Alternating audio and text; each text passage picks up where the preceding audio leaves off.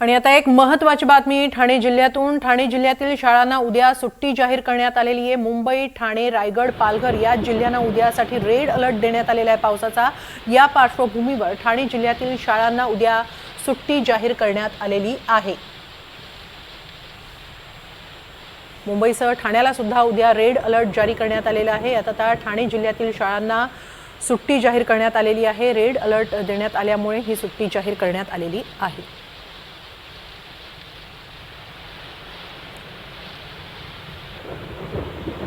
उद्यासाठी मुंबईसह ठाणे, रायगड, पालघर या जिल्ह्यांनाही रेड अलर्ट देण्यात आलेला आहे। मुसळधार ते अतिमुसळधार पावसाचा इशारा देण्यात आलेला असल्यामुळे ठाणे, नवी मुंबई, कल्याण, डोंबिवलीतील शाळांना उद्यासाठी सुट्टी जाहीर करण्यात आलेली आहे।